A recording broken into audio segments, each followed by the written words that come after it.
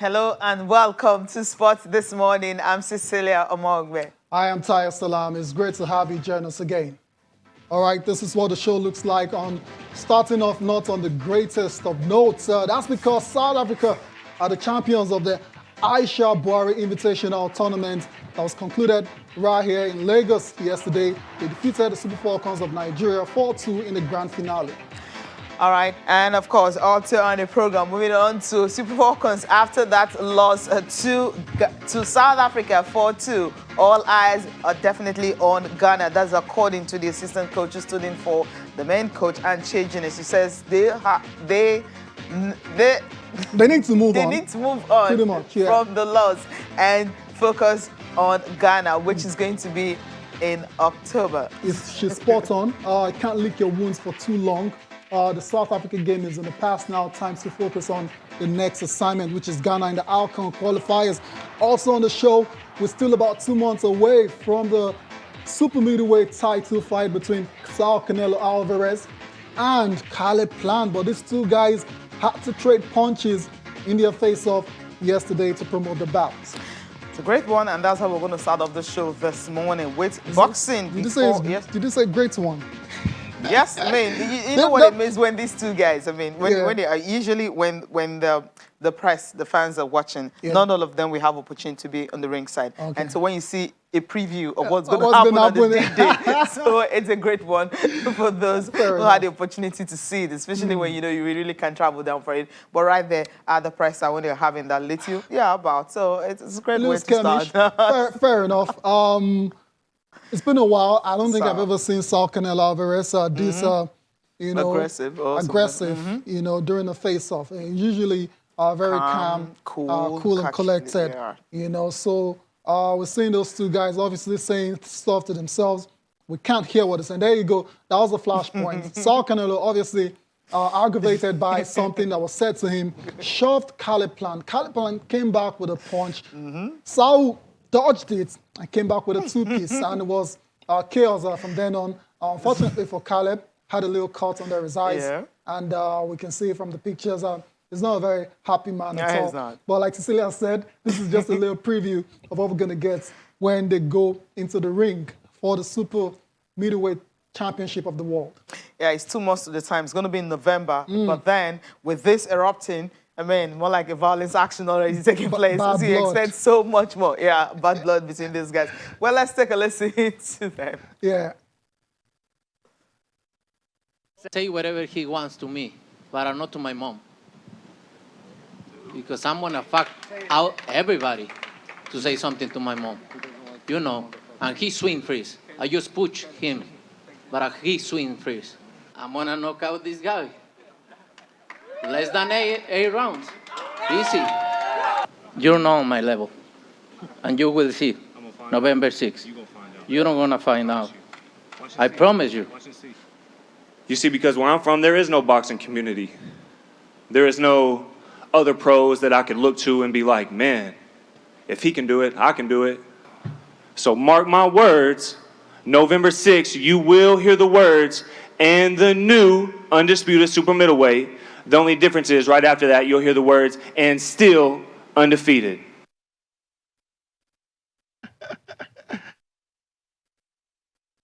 That's the level of confidence right there, and still, but he just couldn't dodge that punch. No. But then Canelo was able to do his. I mean, the way he ducked, it shows how fast and swift he is. But maybe Plant wasn't expecting that because, as you mentioned, I mean, usually he's calm no matter what you say to him. But I mean, Caleb was actually wrong right there. I mean, he said something about the mother, and not everyone will be happy when you're talking about, I mean, mothers are just a no-no. Yeah, it's a no-go. It's a no-go area. There you go again. I can watch it all over again. It's quite interesting to see. Yeah, so this is the right thing to see. And like you said, Canelo was just too fast, too sharp. Nice little duck. Came back with a two-piece. Caleb didn't see it coming. That's why it's got a little scratch under his eyes. Scrambling off the stage. Staggering. And interesting to hear Canelo talk afterwards as well. He was so pissed he spoke in English. Yeah. Never heard Canelo talk in English ahead of a fight. That's how upset he was about what. So it simply means what he must have said. I mean, was really, really terrible, and that's why I sent him staggering off the stage. Anyways, fingers crossed, November the 6th, the super middleweight championship, undisputed, has to be said, because Canelo currently holds 3 titles, WBA, WBC, and WBO belts, while Caleb Plant currently holds the IBF title. Canelo is becoming, or is bidding to win all 4 belts. It's going to be on November the 6th in Las Vegas. Fingers crossed. We have a couple of months to that fight, and we'll bring you all of the updates that you need to know on that championship bout. We're still talking boxing, but this time around, Cecilia, let's talk about the one that's happening this weekend. On Saturday, AJ Alexander Usyk. We can't wait for it to happen. But then, I mean, as usual, you know, they had the public walkouts. Yeah. Just on Tuesday. And of course, you know, when you're having that, you know that, yes, the fight is really close. Very, very close. Very close indeed. AJ stepping into the ring first. Of course, he's got home advantage. He's going to be fighting right there in London at the Tottenham Hotspur Stadium. 31 years old now, AJ. Is going to be putting his WBA, IBF, WBO, and IBO heavyweight titles on the line against mandatory challenger Alexander Usyk at the Tottenham Hotspur Stadium. Interestingly, both men won gold at the 2012 London Olympics. Joshua was the champion at the super middleweight, heavyweight rather, while Usyk was the champ at heavyweight. So this is a very fascinating fight. Very, very interesting to see how it pans out on Saturday. For Usyk, everyone knows his level is well documented, undisputed cruiserweight champion of the world. After cleaning out the division, they say, okay, I need to go for another challenge. So he's going to take on the big dog himself, Anthony Joshua, on Saturday. He's unbeaten as a pro, so he's no small fry. It's not a gimme fight at all. This guy is arguably the best boxer in the world, technically. And that's why I said it's going to be a fascinating situation to see how Joshua will approach the fight. Is he going to want to try and outbox Usyk? I think that's going to be a very, very bad idea. He should just go ahead and for a knockout. Yeah, just overwhelm him with your power and your strength. I think that's going to be the best way for AJ. But I'm not AJ. AJ and his camp and his coach will decide on the approach to this particular bout. Yeah, and Usyk flew into London on Monday, and they had to test this ring where it's going to be happening. And the good thing is that for both of them, as you mentioned earlier, they were at the Olympics, which was in London in 2012. So meeting again this place is going to be something remarkable. That's what the fight was from different division. The super heavyweight for Anthony Joshua and the heavyweight for Usyk. We'll see what's going to happen this weekend, see how this will go. But then, obviously, there's going to be only one winner. And I know every Nigerian right there and every guy from Great Britain will be rooting for who else? There's no doubt. Anthony Joshua. Yeah, no doubt at all. AJ, we'll have a majority or a huge chunk of the support in London and across the world. And we'll see how it pans out between these two guys. It's fight week, so a lot is going to be happening, you know, prior to the fight, preceding the fight on Saturday. And we will be bringing you everything concerning this fantastic bout between Anthony Joshua and Alexander Usyk. All right, so that's it for boxing. Let's get on with the show now. And talk a bit of tennis. US Open is over, the last major, but of course, tournaments still going on across the ATP Tour and the WTA Tour. Let's go to Mets now and give you updates coming from the Moselle Open, where Andy Murray was in action. And Cecilia, it's safe to say Andy Murray turned back the years, turned back the clock, however you want to put it, in this particular fight. He was in action against Frenchman Hugo Humbert, and he lost the first set 4-6, but he came back to win the second 6-2, and the final set 6-2, 6-3, 6-2, or rather in 2 hours and 24 minutes. Murray is going to take on Canada's Vasek Popsil next for place in the next round. So I said he turned back the clock in this game, Cecilia, because he was under pressure at 3-3 in the second set, but managed to win 7 straight games en route to that 3-set victory. I think Andy Murray really struggling. I mean, when you have a player that is ranked about 113, I mean, and then you drop a set and then have to battle back. I think this is a good thing for Andy Murray, and this is what he just needs to do to keep playing, because he said he loves playing tennis.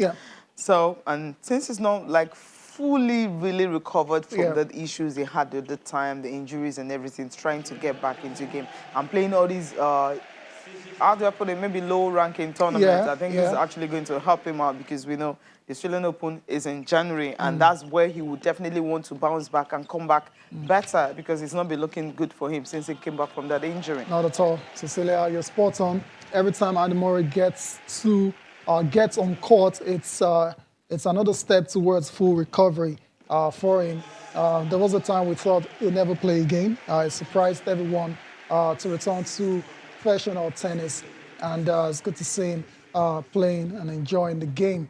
Again, of course, he's going to go down as one of the greatest players to come out of the Great Britain, and it was actually unfortunate to be in an era that's got Rafael Nadal, Novak Djokovic, so unfortunate. And Roger Federer. Right? So I'm trying to imagine if maybe let's leave Nadal and Roger Federer. Maybe if Novak Djokovic wasn't around at this time because he got. I mean, look at all of those finals he's lost. Those to finals Djokovic he lost to about five finals. I mean, it's really ridiculous. Just imagine it wasn't there. I believe maybe this guy would have won as many Grand Slams as Roger Federer, and not up to, but at least maybe 10 or thereabout. Maybe double figures. Double figures, yes. He would have had that. But when you have Nole, who is more like, I don't know, it's a machine, a robot, it's not human, it's hard to actually beat against him. Anyways. Tennis to the golf course, Tayo. Ryder Cup is happening from Thursday. Friday, right? Yeah. So,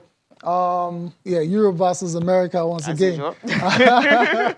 And we know Europe have been dominant in the last few events they've won, and they have been the champions, and they're looking to once again retain the title. It's going to tee off on Friday with an experienced Team Europe looking to retain the trophy against Team USA, who have 6 rookies in their lineup. Before we get into any analysis on the Ryder Cup, let's take a listen to the captains, Steve Stricker, as well as Patrick Harrington.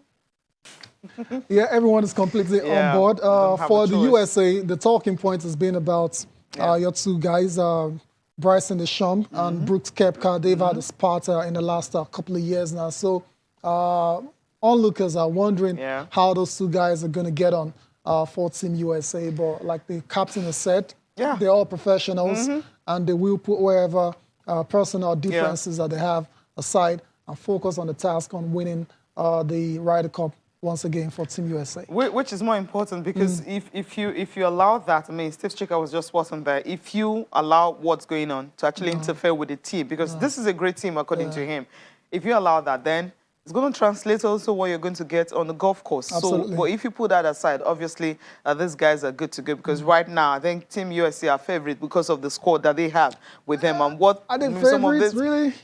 I mean, just look at the names. The majors. I mean, the names, you know, the names out there and the majors they've won and everything. But yes, I mean, okay. Carry on. Just finish. So even if you don't have, like, okay, the figure, Tiger Woods sometimes, because when he's around, like, all eyes obviously on him and everything. But in the couple of last 2 years, he hasn't been, like, really that fantastic. So, of course not. I mean, yes, Team Europe, yes, they're fine. But I think Team USA is a team that you can be proud of because of what the players have achieved.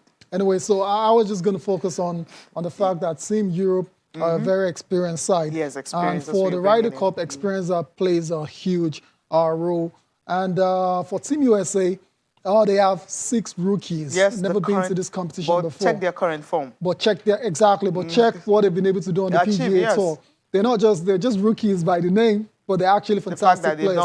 Colin Morikawa, one more things about Colin. This season. That's the new Tiger right there. Patrick Cantlay as well. Of course. There you go. And what he's been able to do.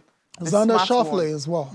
So they're rookies by name, but I get what you're saying. That's the thing. We'll see. Just look at their record. It speaks for them. It's the records I'm looking at, not the fact that they've not been here. Yes, they've not been here, but then the records this season speaks for itself. I mean, how many players can you really pick from Europe right now? Last season and this season that have been as spectacular as the guys you just reel out. I mean, so that's if you look at that current form, then Team USA will just be the team to beat. All right, we'll see how it pans out. Starts on Friday.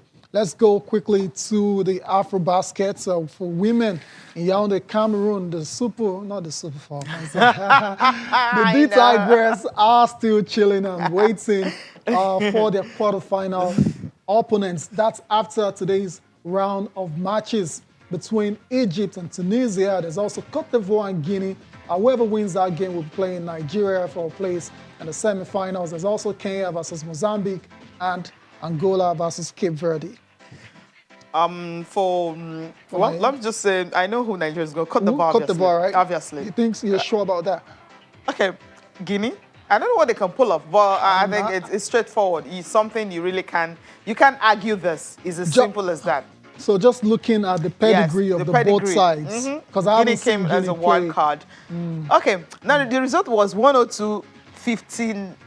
Yes, now between Egypt and Guinea. Yeah, they're not the greatest side. No, if they beat Cote d'Ivoire, then the girls should just pack the bags and go back to Cote d'Ivoire. Yeah, Cote d'Ivoire. Go back home. That's it. They should win that game. They should win the game easily. I don't think it's going to be a Coach, tough call. The only tough game that will be hard to call is Egypt and Tunisia. That's going to be a hard call for anyone. But Guinea and Mozambique, Guinea and Cote d'Ivoire. Okay. All right, so Coach Ortiz Ugly can start preparing for the quarterfinals. Since you're so sure, Cote d'Ivoire will be Nigeria's opponents. Obviously. But to play safe. Prepare for both teams. Yeah. You never know how these things can pan out. Cecilia, how do you lose by as much as 50-something points and then overturn that and beat a team like Cote d'Ivoire? That'll be one of the miracles of today that we're hoping for yesterday we didn't see. Because, I mean, if Guinea beats Cote d'Ivoire, then it will be an easier opposition for us. Yeah. So but you know, if you want to be, forget it, if you want to be the champions, right? You have to be the best side. And for the Tigress, check when they won the championship in 2017 and 2019. Check the opponents they defeated. I mean, on home court. It's hard to play against a host team. And when you're meeting them in the finals, you're able to defeat them. That's how good you can be. And that's what they did in those championships. It shows how good they are. I believe the girls will be ready. As you mentioned before now, that 7 of those players are here. They've been regular. They won those 2 baskets with this.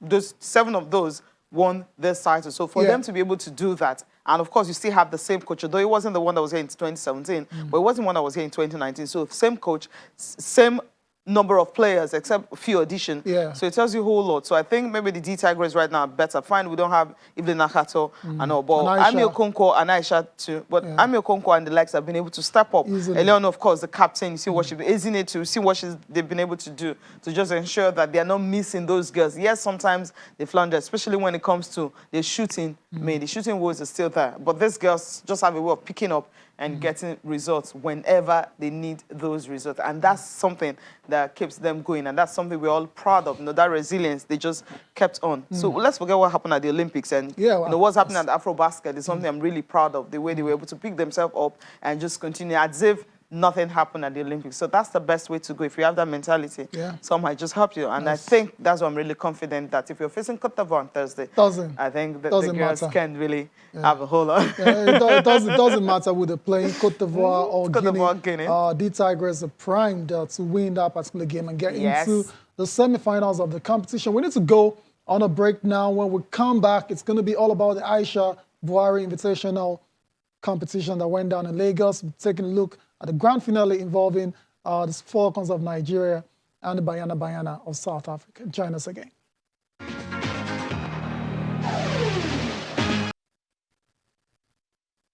You're welcome back to Channel Sport this morning. You can be a part of the show by sending your mail to channels_sports, not channels_sports, sport this morning at channelstv.com.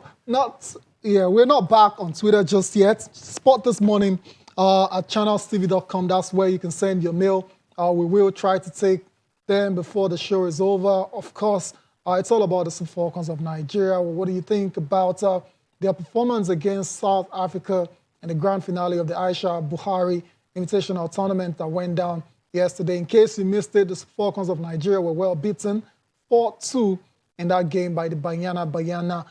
Send us your thoughts on the match and what can be done going forward to improve the team. We've got Ademola Ogunbono in the house now. Ademola, it's great to have you on the show. Good morning, Tayo. Good morning, Sissy. Good to see you guys again this morning. I'm surprised you've got a smile on your face. I thought you would be well, you'd have a face of thunder after what you saw yesterday? No, I think I kind of saw it coming, you know. Okay. Bayana-Bayana, they've been brilliant. The way they went about doing their business against Ghana. True. I mean, he kind of gave me an inclination that, man, these guys are not to be joked, you know, with. But I expected our girls to come through, you know, being the fact that we're playing, you know, at home with the crowd supporting them and all that. But it was sad. Well, I saw it coming, so I saw it coming. Fair enough. When you have a team that is better than you, no matter what you do, I think it's just happened. I mean, you know, we've been talking about South Africa for a long time now, what they've been able to do over the years since 2007 Absolutely. when they started building. And anytime Nigeria beat them, the coach will tell you, they're like, okay, yeah, we are coming, we're building, don't worry, you know, time will come. And this is the time now because the catch-up is here already. We're just waiting for this wake-up call for us to understand that if you want to invest in women's football, and it is not on the surface, it has to start from the grassroots. You have to. South Africa had a structure, you know, they started building, and then you can see the result right now. I mean, I've read a couple of emails and reactions coming from different people of what happened to the Falcons. Every team do have a bad day. I just feel it was a bad day for the Super Falcons. I mean, the first game they played against Mali, when I saw the defense line, Onomebe was the only consistent player. If you check the other players, they were playing together for the first time. For the first time, yeah. That alone will tell you that how can they have the synergy? It's going to be hard. Yes, we know that. We're not trying to make excuses. But then on the day, the South Africans were good. I mean, these girls, the cohesion, they were better. I remember we said something yesterday about how good they are. It will be hard for us to stop them. And even if you ought to stop Gatlana, you can't stop the other team because they are a team. They are compact. They play together. So it's hard for you to tear them apart. So for the Falcons, it was a bad day for them in the office. So they were not good enough for the night. Bad day, yeah, I think especially for the defenders. You see the goals that they considered. I mean, it was we pressed a self-destruct button yesterday. 2 penalties and then an own goal as well. Yeah. The defensive lineup didn't cover yourself in glory. I didn't see transition in between midfield and attack as well. And sometimes it seems as if Oshuala was just lost. He has to be coming back. Yeah, back to defend into lots of times. You know, so I was like, what's going on? But I'm sure that they will learn from this and they will learn their lesson, you know, going forward. Of course, I mean that's the only thing and that's the only way, because if you look at, you know, what the South Africans did, Tayo, the way they played together, you know, the kind of cohesion they had. I mean, one of them can easily close their eyes and then know where the other person is. Exactly. So, I mean, they play COSAFA every year. I mean, this is the tournament they host on the 17, on the 20, and at the senior level. That's women. Before the game, the coach of the South African, Desiree Ellis, the confidence she was exuding. Yeah, I spoke with her. I mean, that night that night at the awards when I spoke with her, she was like, look, you can stop Gatlana, right? But then what happened to other girls? I mean, on this, if you check the goal scorers, Gatlana didn't even score. But she was influential. She was influential from the wings. Contribution to the first and second goals, the pressure she puts on the defense, and eventually Nigeria cracking under pressure. But like you said, and like everyone has said that have watched the South African side, they're such a good team, and it's not about individuals. Unlike the Super Falcons of Nigeria, where we've seen in the first game against Mali was individual brilliance from Monday Gift that got us the win in that one. And it wasn't meant to be against South Africa. The South African side, definitely the better side. And there's a reason why they've beaten Nigeria. They have worked towards it, and they're starting to see the benefits now. Nigeria and South Africa have met 3 times now in the last couple of years now. They've won twice. Yes. And Nigeria's won once. That one was pen. That was the final in 2018. Tells you a whole lot. Tells you a whole lot. And before now, I mean, everyone was like, I mean, Dumnodio Conte actually mentioned, saying the South Africans used to beat 9-0, 8-0. I was like, when was that? Time has changed, Sisi. Time has changed. Everybody has leveled up. People have been building since 2007, and they've been consistent. Now, Coach Ellis was with them in 2016, you know, assisting when Florence Mamgwemi was also with us. And since that time, we've changed 3 coaches. 3 coaches. And then they have still won. there. Yeah. That tells you a whole lot. And if you check the crop of the players, people were like, very young players. Yeah, these girls were at 2016. 2018. And just look at 5 years together now, right? Really? They've been together. So it shows. That's the whole lot. Even Janine, the oldest player, she's 170 caps. I mean, that's how You know, that's how, I mean, that's our longevity. So we're talking about longevity, maybe our girls are old. I don't think that's the issue because if you check Rita Chikwelu, for instance, in this game, I think she was brilliant. She was. I mean, it's just that, well, the players she was playing with, maybe the connection wasn't there. Maybe she was playing with the Kobe, maybe could have been better. You know, with Regina Otu, I didn't see that. And credit to... Onometu, I mean, was able to hold on to Gatlana, but then she did. It's not just high alone. You have other players that can come in. So I think a whole lot, just maybe if we're able to maybe be together for like another 2 weeks and then see what the coach can infuse into them against Ghana. Infusion is the word. Get, you know, younger players who are hungrier, who can play, you know, in that midfield and make things stick. I didn't see any. You're not going to hurriedly build a team simply because you're thinking you can't have that. These girls, as I mentioned earlier, 2016. They have been playing for a while. You have to gradually. I don't think you need to get rid of these ones you have now. You have to leave these players that we have now and I don't know, just see what you can do with. I think we have good players. That's not a problem. Just on this day, the South Africans were better. Maybe we need to accept that defeat and swallow it and just stop looking for maybe loopholes or something. Maybe a particular player did this or anything.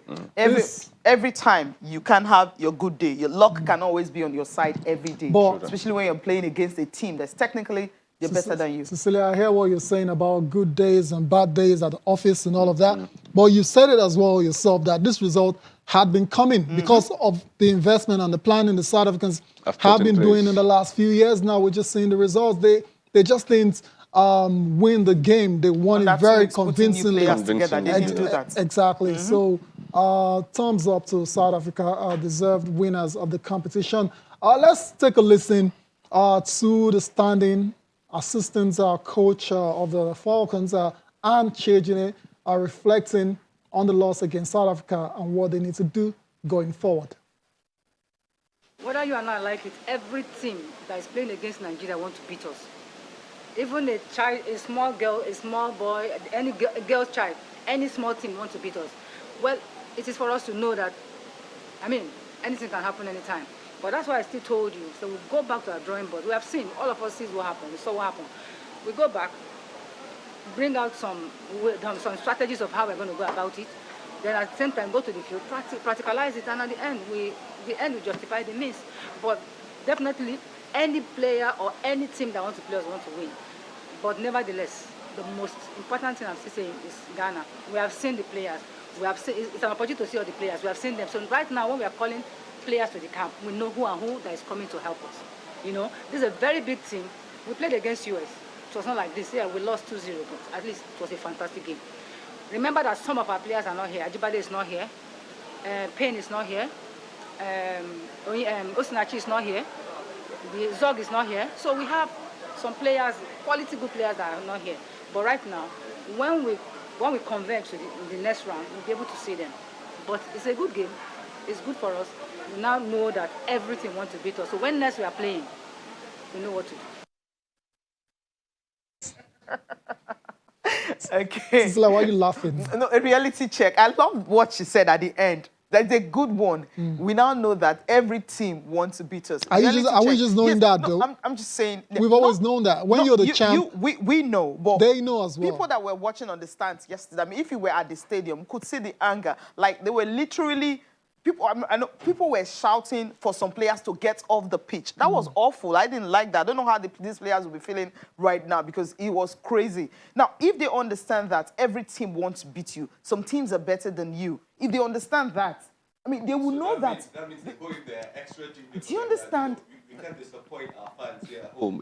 Not just the players and also the fans. The fans as well. I mean, you find you're watching a football game, but you don't go overboard and insulting players on the field of play. I think that's fine. I know your emotions are invested in it, but you fans have to. Will be fans. You should know that these are players. First of all, they're humans before they are footballers. Cecilia, fans. Maybe the fans expected more. Of course. And they weren't getting it there. Cecilia, exactly. But football has changed, definitely. Yes. So that's the thing. And fans can be very, very funny at times when something is not going for them. We've seen fans across the world boo players and stuff like that. So it's not just in Nigeria. And they were visibly disappointed with the performance 3-0 down at half-time. That was the biggest that was enough. I mean, that's enough to get the... And imagine we've never lost to South Africa ever. Yeah, this much. But usually 2-1, 1-0. And then we considered, 4 on the day. It's just about yeah, 2 penalties, 1 on goal. South Africa scored only 1 at the end of the day. Oh, Don't go there. I mean, we had our chances. Put one to the net. The connection between the way Cesar Shola stole the ball from Janine, passed Okpanazi and she scored. And then it was disallowed, offside. And then she had a couple of chances. She missed about 3 chances. It was just a bad day. It's not as if we didn't have our chances. Yes, we did. As you mentioned, the connection between the midfield and the defense, I didn't see that. And just imagine Cesar having to track back to help Onome at the back because of the makeshift defender we have. She talked about that. There's so many players that are not here. We've seen what Osinachi Orade and Onome can do when they're playing together at the back. We've seen what Peter Chikole and Ngozi Okobi can do when they're together in the midfield. But we didn't, because these players were not really there. It sounded like excuses. Yeah, that's what it sounded like. For me, I think the coach, should have seen this coming. Yeah. Prepared adequately for this. I think the South African coach, she did her homework well. And, I was reading, interviews and where she was saying, and even watching on TV, saying that she had studied us. They're not going to mark anybody. They're going to go all out. And they had studied us. They knew, what we were all about and what we're capable of doing. And then they came in there, showed what stock they are made of, and then got a deserved win. Credit to Vivian Ikechukwu, who scored a brilliant second goal for... I was going to mention, she came off the bench. As a sub. Got the first goal as well. Fantastic second goal. And at the time, you were thinking the comeback is on, right? We were going back and forth. I was like, Kyle, the comeback is on. And then, it was a downer for me. And I felt sad for the girls, because that would have been brilliant for the fans as well in the stadium, because they were really going for them. And you can see young girls there. This is what we're talking about. Give the girl child, a chance as well. It's nice to see school kids and girls especially who were there, watching and, urging the girls on. Of course, they'll feel disappointed, but they can learn from this and, Of course, there's a wider good to this particular competition. The reason why it's been held in the first place. The competition part of it is great as well for the Falcons and every other team that took part. In it, let's listen to another player who was a part of the game. Cecilia, I don't know what you make or what you make of Uchenna Kano's performance. Yeah, I think she was great on the day. Yes, we have the individual brilliance we talked about. Just playing as a team, I think that cohesion that we didn't have. I think that was the main problem. If they've had that, I think they would have done better. Let's listen to one of the players. It's good that when the set that came in the second half, they made a huge impact. I think it's really important to not, just put everything on the first 11. So it's obvious that even the ones coming from the bench are doing really well. So I think that is a huge thing and a huge impact on this team and on the game and moving forward. So I think what I take out today is always, everyone working together, both people on the bench and those working or starting first. So I think it's really good that we also have those people coming in from the bench and helping the team to, do better. Yeah, we can do better. I completely agreed with her. I think maybe against Ghana, they will understand this. Maybe if they have time together, we have those other players, available. We can have a real defense and not the makeshift that we have. Maybe a real midfield. Yeah, Taya, I'm not trying to make excuses. No, not at all. We have that, So if we play as a team, if we play as a team, I think we would have done better because that synergy will be there. I want to ask you a question, and that's how much time does the team have before the Ghana game to be together? Okay, today is 22nd, right? And Ghana game is the weekend of 18th to 26th, right? That's the weekend. That's the next international break. The next international break. That's like less than not up to 3 weeks from now. They're not going to be together. And they're not going to be together. And the coach we're left immediately after the game. And I don't know what he's going to do. I'm not him. That's why I get all the money. And I also get my money for talking here. But what the thing is, Coach Randy Wardrum will have a lot to do. Yes, in Turkey, they did so well. They were good in Turkey because he was able to put them together 1 month and they did a turning. In the US also, they were also good. But right here, coming to Africa, it wasn't so good. And you're going to play an African team again. in October. So I know the coach will have a whole lot to do. But let's go to the camp of the South Africans. What the coach Ellis is saying, especially beating Nigeria convincingly for the first time. Playing in the summer series, different opposition, also watch the game against Mali. So we really used the analysis really well. And I think a lot of people take analysis for granted. And that has really helped us. We went to a tournament last year where we had a new group of players. And the analysis really helped the players understand what they're up against. So that really helped us. We knew that they might go with one setter. We knew that they could change it to two. We knew the strengths of the players. So we made sure that the players understood what they were up against. But we didn't focus too much on that. We also focused on our game, which was important. We got a couple of experiences as well. I think it's getting the mix of youth and experience to click. I think that's what it's about, getting them to click and then using the youthfulness around the more senior players to get where you want to be, to have that dynamism when you are playing, also to be able to hold on to the ball. And that is where the experience comes in. Then you have the likes of Tembi, you have Gabriela Salgado, Linda, those young players that will run whole day, but they can also play. So we're trying to get that mix. We had a couple of 17-year-olds in our camp as well. So we're consistently bringing in players to make sure that when one steps out, another one steps in. Before the tournament, we had about 8 withdrawals, so we had to bring in players. But because they've been part of the setup over the last 2 years, when our overseas-based players were not available, it really helped us. So one victory, especially against a top team, don't make you the best team. Nigeria is still ranked the top team. They've consistently over the years shown that, and that's one thing we need to become consistent in beating the big teams, in making sure we get those victories, but also grow. I think if we're talking about AFCON, it's an ambition of us to win it. We came very close in 2018. And I think this victory says to us that we are capable. But we've got to keep working. We've got to make sure that we have those small little victories. We've got to make sure that we take it step by step. We first got to qualify and not get too far ahead of ourselves.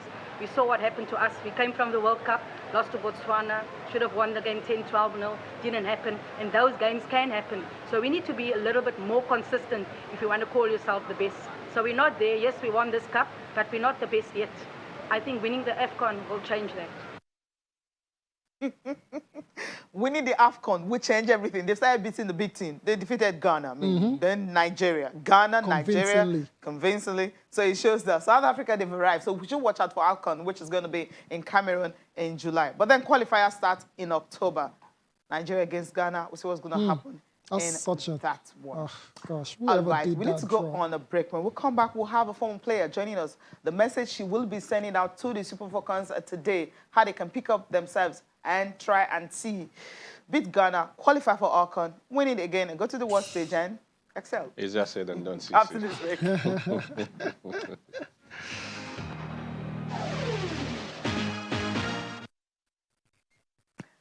Welcome back. Okay, still talking about the Super Falcons of Nigeria, how they can bounce back from this heavy defeat to, becoming the Super Falcons again, because everyone is actually downcast this morning, and there's no other person that will be able to talk to these girls this morning than a former player, former goalkeeper, talking about Judith Chime. Everyone calls her Kamala, but she's Judith, right? That's her name, so it's hard for you to actually identify Judith, and Kamala is always a real thing. Good morning, Judith. It's good to have you join us.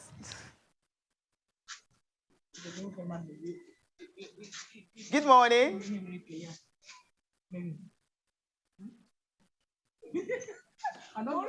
Okay, good morning. Can you hear me? Okay, I think it's hard for us we'll try to get back to Judith to tell us, what the message she will be sending out to the Super Falcons this morning, because after the game, all the girls were not really happy, because of that. They didn't expect that to happen. But then we just need someone that can talk to them this morning, that it happens once in a while. You need to be beaten, to be brought down to earth, no matter how big you are. I mean, Brazil were beaten silly by Germany in a tournament. They were hosting. What was the scoreline again? 7-1. Yeah. I mean, do you understand? I mean, because Neymar wasn't there. So, I mean, there's a Brazilian team hosting the World Cup. So, girls, pick up yourself. No matter what everyone is writing about you, no matter what is going on right there and everything, we know that it was just a bad day.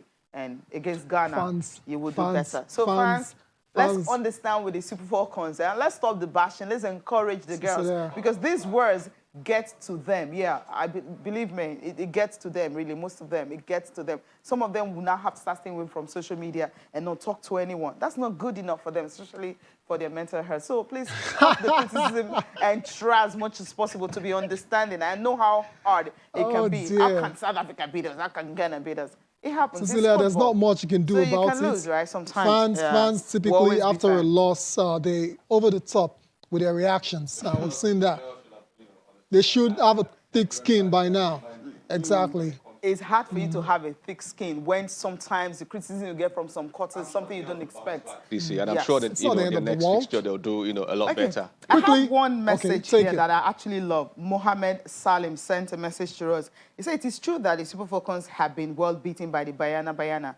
To be honest, the Falcons have not played well in both matches they played. True. The South Africans were just brilliant and fun to watch. Yes, I enjoyed the game. It was fun to watch. Yes, we're being beaten, but actually enjoyed every bit of that game because of the way those girls play. Thank you very much for this good message. Yes, yes. I mean, I think it's a perfect summary of what's gone down at the Aisha Buhari Invitational competition.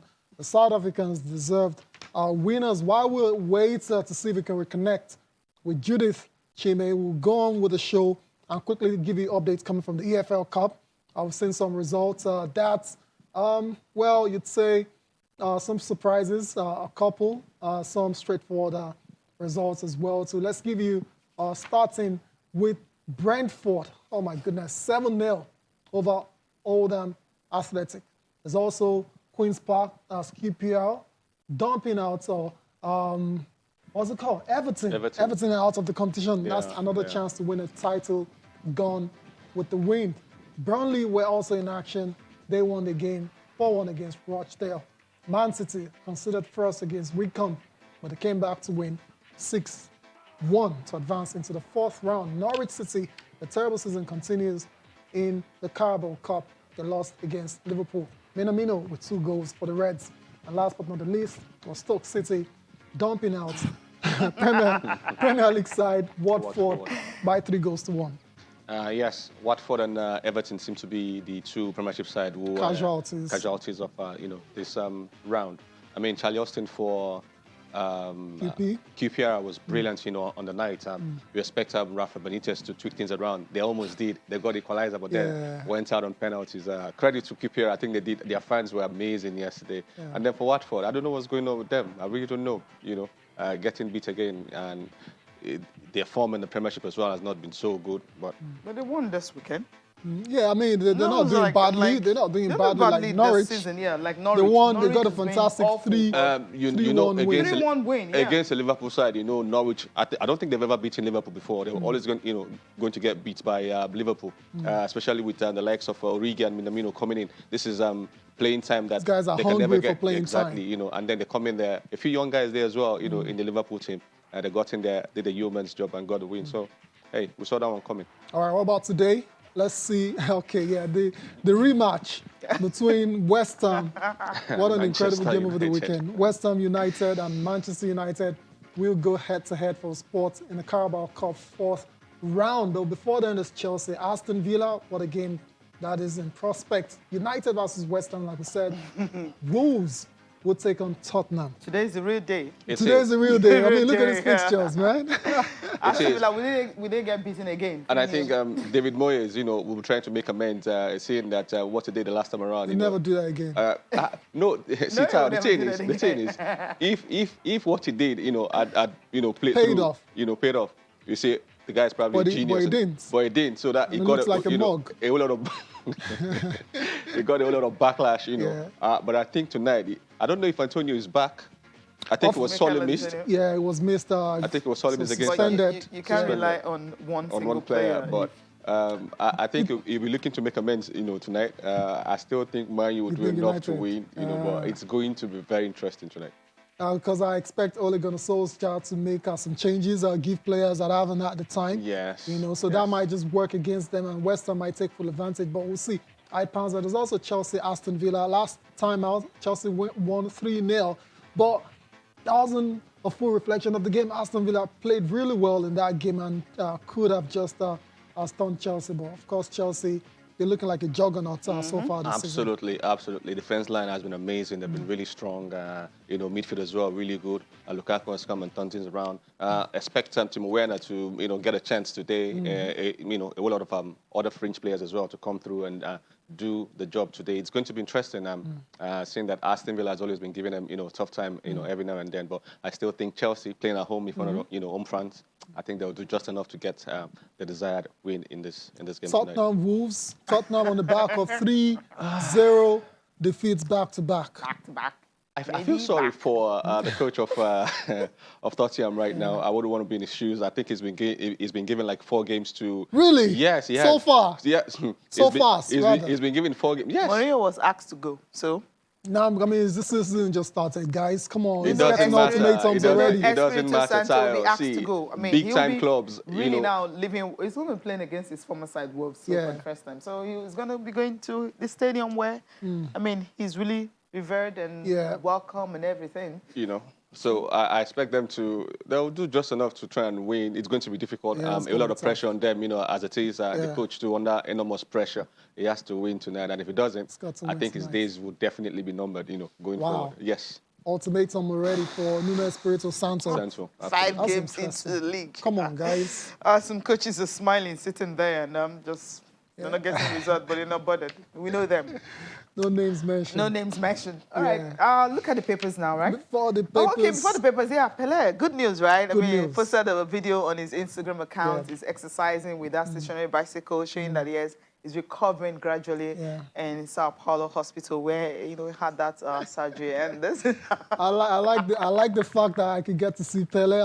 Prior, we've been seeing posts from his daughter and the doctors, but we never got to see Pele. But seeing him is very reassuring. That he's on his way to recovery. Good to see that he's well taken care of and he's getting back to his, you know, self again. And you know, we just, you know, wish him all the best. A legend, you know, that he is. I'm sure the Brazilians will still want him around, you know. Of course, so, absolute legend. And the football fans, you know, football in general. Well. Yes. And that post where he said he was sending the video out, you know, to friends and everyone to, you know, share the joy. That the wife actually recorded this video for him, so he had to post it for everyone to see that he's recovering. He's surrounded by love, you know, and incentives. He's got that incentives to feel better every day. But we gotta understand, Pele's how old now? 80. Wonder, come on, it's getting on in age. So we got to understand these things are slow, recovery is slower than normal, and I think we should stop being apprehensive about Pele's health. Yeah, and that's why he had to send out this video for everyone to see. So stop being worried and just say it. All right, time to take a look at the papers right now, and I'm going to be starting with Sporting Life. And Sporting Life is having Joshua's doubleheader against Fury could finally take place in 2022. Okay, London set to host one of the fights, and it could be the richest in history. And the money being quoted here is £200 million. Wait. He has to get past Alexander Usyk first. Exactly. Yeah. Okay. And Osimhen is a spirit. Okay. That's Luciano Spalletti. He's a spirit. Okay. It's really strong. I love that. I mean, when that is coming out. So, Messi out of PSG's trip to Mainz. I mean, he got a knock on his left knee. Messi, please, let your junior PSG not be disrespectful. Okay. Complete Sports. Complete Sports is the next paper. Osimhen gives us quality in attack. That's according to the coach of Napoli, Spalletti, hailing the Eagles star. It's good when you've got the confidence of your coach. So, hopefully, Osimhen can continue on a goal-scoring path for Napoli in this round of matches. In the Serie A, there's also Origi Minamino sending the Reds through to the 4th round of the Carabao Cup. There's also Messi injury blow announced. Talked about that already. Laporta wants Pep back at Barca. Interesting. Okay. All right, last one, Sporting Sun is exposed. Okay, Osimhen exposed Napoli coach reveals striker's weakness. Okay, find out details of this, what his weakness actually is.